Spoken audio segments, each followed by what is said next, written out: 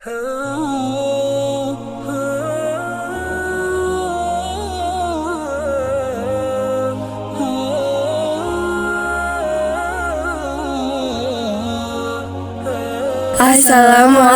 warahmatullahi wabarakatuh. Perkenalkan, saya Khairilina Hikmaidayati, NIM B0222015, dan rekan saya Rohmatina Nosita, NIM B0222069. Oke, di sini kami akan membahas kerukunan antar umat beragama. Dalam kehidupan, kita dihadapkan dengan berbagai kemajemukan seperti halnya manusia yang terdiri dari suku bangsa, ras, bahasa, dan budaya. Mereka tinggal di berbagai pulau dengan profesi serta agama yang berbeda. Seperti halnya Indonesia, terdapat kemajemukan agama. Yap, Indonesia mengakui 6 agama resmi, yakni Islam, Katolik, Kristen, Hindu, Buddha, dan Konghucu. Meskipun demikian, jarang terdengar pertikaian antar umat beragama di negeri kita tercinta. Kok bisa ya?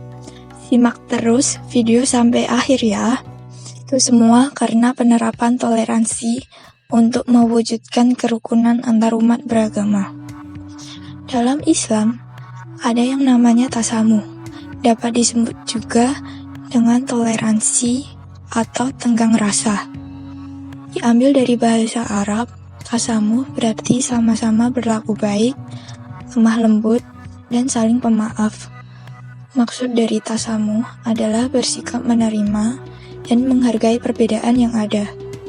Tasamuh bukanlah mencampur aduk keimanan atau keyakinan antar agama.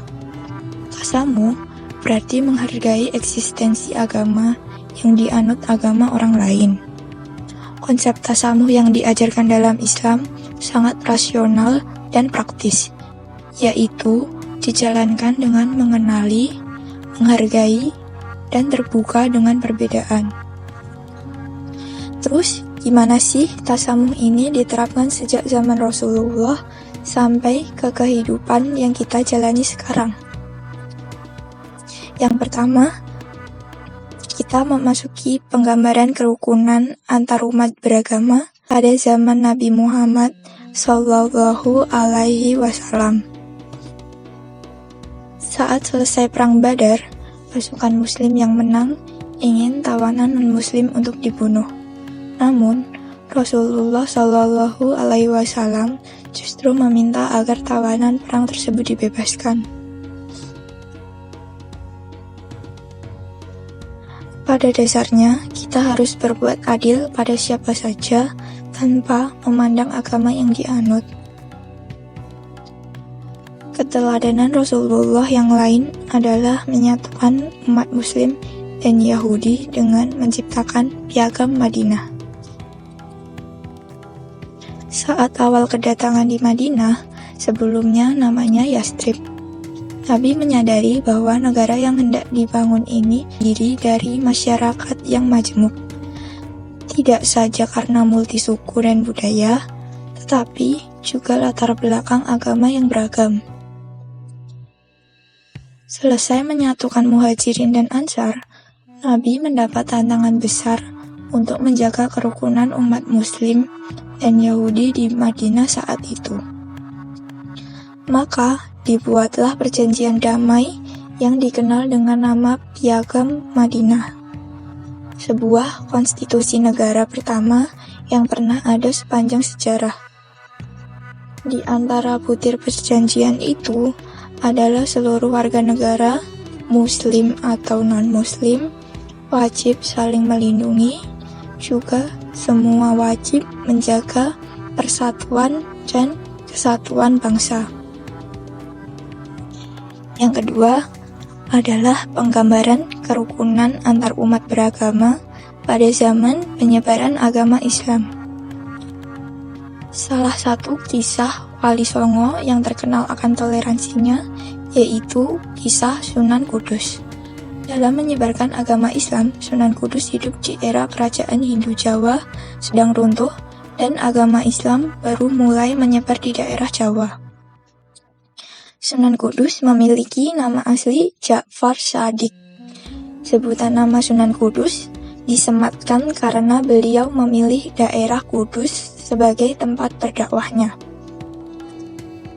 Sunan Kudus menetap dan berdakwah di daerah itu selama bertahun-tahun lamanya, sehingga masyarakat setempat kemudian memanggilnya dengan sebutan Sunan Kudus. Sunan Kudus berdakwah dengan ajaran toleransi beragama.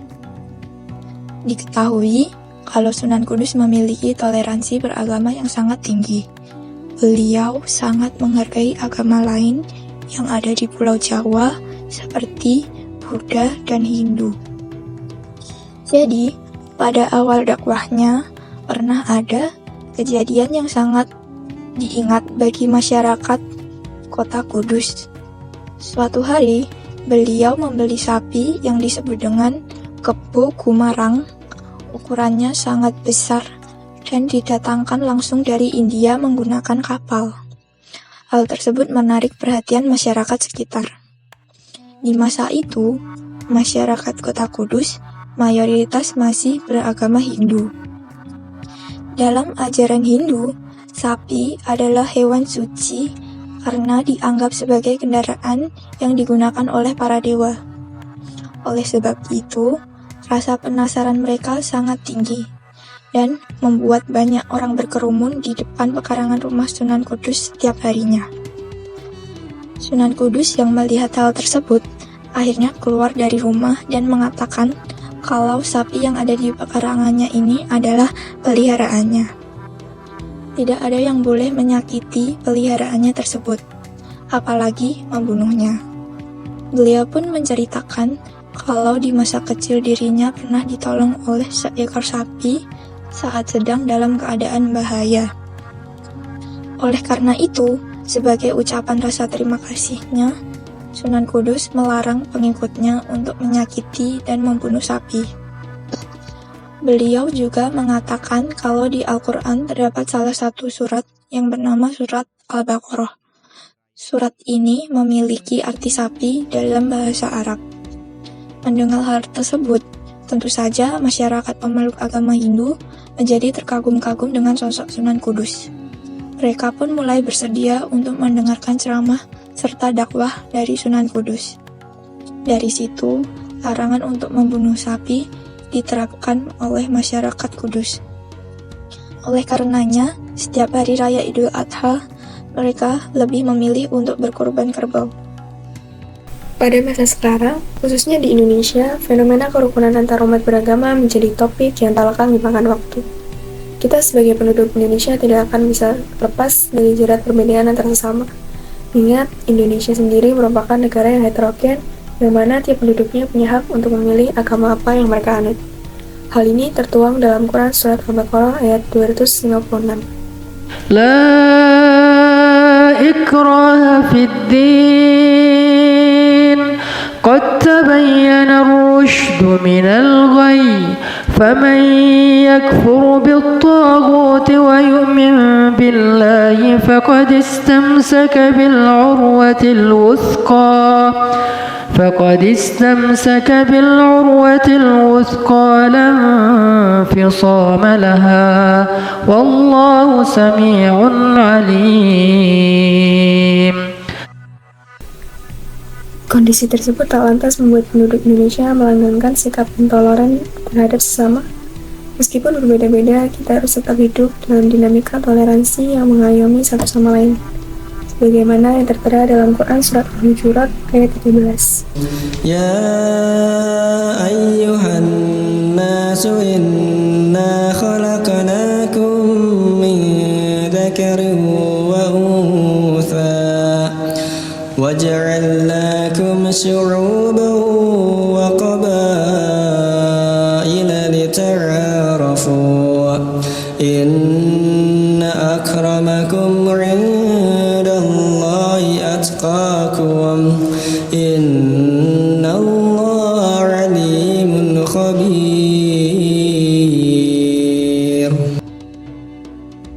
Berikut adalah bentuk penggambaran toleransi di masa sekarang, khususnya di Indonesia. 1. Masjid Istiqlal dan Gereja Katedral.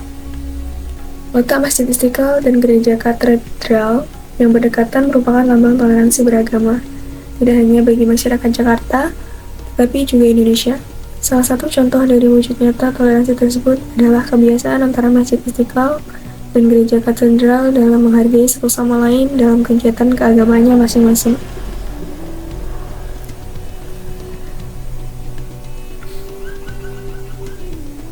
Yang kedua, toleransi umat Islam di Bali ketika perayaan Nyepi.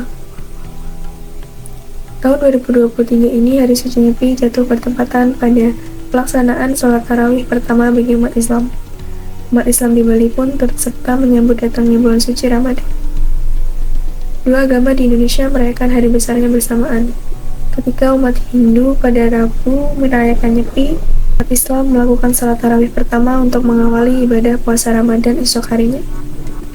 Di Gereja Rehoboth, Kota Ambon, ada sejumlah remaja Masjid Talake dan Waringin yang ikut membantu menjaga jalannya ibadah kebaktian Natal. Selain itu, mereka juga ikut membantu mengatur arus lalu lintas di depan gereja. Keterlibatan remaja dalam membantu menjaga jalannya ibadah kebaktian Natal agar berjalan aman dan nyaman bukan baru dilakukan pada tahun ini saja, melainkan selalu dilakukan secara rutin setiap tahunnya. Kedua contoh terakhir adalah wujud nyata dari penerapan Quran Surat Al-Mumtahanah ayat 8. Ayat tersebut menjelaskan kepada kita bahwa Allah tidak melarang kita untuk berbuat baik dan berlaku adil pada siapapun. Hal tersebut ikut menjadi alasan untuk kita saling tolong-menolong antar umat beragama, tanpa memandang perbedaan yang ada. Dalam mewujudkan kerukunan antar umat beragama, ada beberapa hal yang dapat kita lakukan. Yang pertama, saling tenggang rasa, menghargai, toleransi antar umat beragama. Dengan kondisi masyarakat yang heterogen, sikap tenggang rasa, saling menghormati, dan toleransi umat beragama menjadi bekal penting untuk mewujudkan kerukunan antar umat beragama. Yang kedua, tidak memaksakan seseorang untuk memeluk agama tertentu. Kebebasan untuk memeluk agama yang dipercaya masing-masing turut menjadi salah satu cara untuk menjaga kerukunan antar umat beragama. Hal tersebut menjadi wujud nyata bagaimana kita menghargai keputusan orang lain. Kebebasan untuk menganut agama yang dipercaya masing-masing juga tertuang dalam Quran Surat Al-Baqarah ayat 256. Yang terakhir, umat beragama diberi kebebasan beribadah sesuai dengan agama masing-masing. Perbedaan kepercayaan yang dianut manusia melahirkan konsep beribadah yang berbeda pula. Masing-masing agama memiliki cara tersendiri dalam upaya mendekatkan diri kepada Tuhan. Adanya perbedaan tersebut tidak boleh membuat kita mencela agama lain. Toleransi berarti tidak memaksa berbeda sesuai agama Islam, membiarkan agama lain menjalankan ibadah sesuai ajarannya, sebagaimana yang tertuang dalam Quran Surat Yunus ayat 40-41. وَمِنْهُمْ مَنْ يُؤْمِنُ بِهِ وَمِنْهُمْ مَنْ لَا يُؤْمِنُ بِهِ وَرَبُّكَ أَعْلَمُ بِالْمُفْسِدِينَ وَإِنْ كَذَّبُوكَ فَقُلْ لِي عَمَلِي وَلَكُمْ عَمَلُكُمْ أَنْتُمْ بَرِيئُونَ مِمَّا أَعْمَلُ وَأَنَا بَرِيءٌ مِمَّا تَعْمَلُونَ